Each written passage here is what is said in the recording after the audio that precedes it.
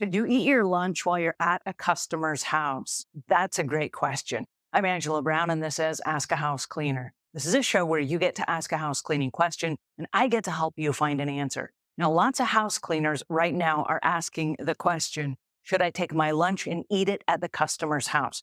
Here's where it started. There was a house cleaner that went into a customer's house. She puts her lunch inside the customer's fridge, and the customer freaked out, right? And the house cleaner was like, why is she so upset with me? I had to keep my lunch cold.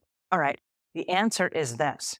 This is not your house. This is the customer's house. You are a service provider at the customer's house. If you were at your own home and the HVAC guy came to clean or to repair your air conditioning system and they put their lunch inside your fridge, how would you feel? You might feel a little bit like your privacy had been invaded. Now, lots of house cleaners feel like they are part of the family when they go to a customer's house. And the truth of the matter is, you might be intimate with the family because you know them a lot and you're inside their home and you're cleaning and you know where everything is in their home. But the truth is, you're not their family. You're a service provider. And so when you go into the customer's home, you're not to use their microwave and their refrigerator and their freezers and all of those things, right? The goal is, as an independent contractor, keep your lunch outside in the car. Keep a carry case that's either a cooler or a lunch pack that's insulated or something like that where you can keep your lunch. Now, there are a couple of solutions if you have to eat on the job. I know lots of house cleaners have blood sugar issues.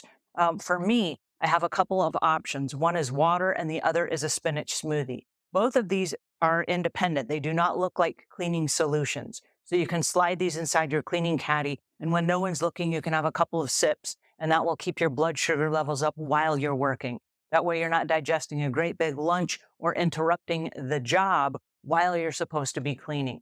Now, if, for example, the UPS man were to drop off some packages at your house, he would not come in and heat up his lunch in your microwave just because it happens to be his lunchtime, right?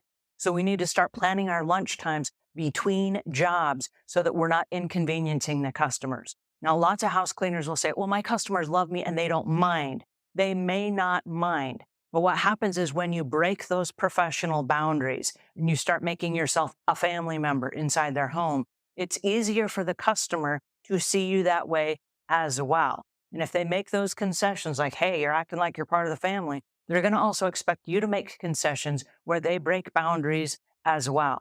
If you're going to have a professional relationship that's very strict on boundaries so that it is scalable, scalable is the key. Because if you send employees in to that customer's house, and you've been storing your food in their fridge and making your lunch and kicking around and chitty-chatting and doing the things that are familial to a family that have nothing to do with a professional job, they're going to take their cues from you. And that employee is going to think that they can also chitty-chat and make their lunch and kill time, which you are paying for as the employer. So let's be very clear that the customer's home is not where we eat our lunch, okay? Not cool at all.